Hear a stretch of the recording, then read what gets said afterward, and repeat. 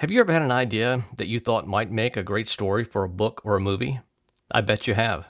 The problem with most people is they might believe in their idea, but they don't believe enough in their own abilities to actually accomplish their goal.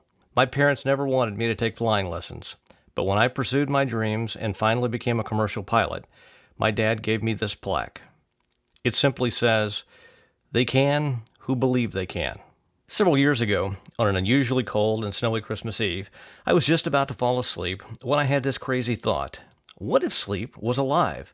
And before you could fall asleep, you had to catch it first. Yeah, it was a silly idea, but as I lay in bed, I began to think, you know what, maybe this is a cool idea for a children's bedtime story.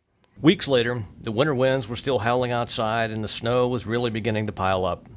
The smell of fresh coffee and the thought of a warm fire were the perfect combination for writing. So I poured myself a cup of steaming hot caffeine and sat down by the fire and decided to see if I could turn my crazy idea into a story. Welcome to my office.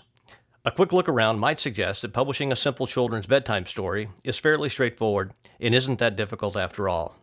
Then again, looks can be very deceiving. Take this wall, for example. These illustrations represent over 10 months of detailed work and almost 40 meetings with my illustrator. When we were done, I worked tirelessly with an awesome local printer, and together we created a full-color draft version of the book. The next day, I enthusiastically overnighted 3 wonderful copies of my freshly printed book to my publisher, only to get a heartbreaking phone call a week later that it had been rejected. Going back to the drawing board, we came up with an idea of introducing real children into a make-believe world of purple sleep. Benefiting greatly from the mistakes that we made during the first 10 months, we were able to produce the next set of illustrations in a little over 4 months. This gave me an idea for a slightly different approach for my next story.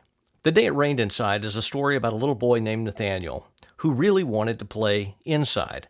Unfortunately for him, his brothers were more interested in playing outside. In an almost desperate effort to force his brothers back into the house, Nathaniel began to wish up a powerful thunderstorm. He knew that Mom would make everyone come back inside with the first sound of thunder. Clenching his eyes and concentrating, Nathaniel's creative mind accomplished an almost amazing task. But unfortunately for him, the storm he conjured up wasn't outside, it was inside the house. After finalizing this story, complete with illustrations, I went back to my favorite local printer and had him print up a draft version of my book with all the new illustrations.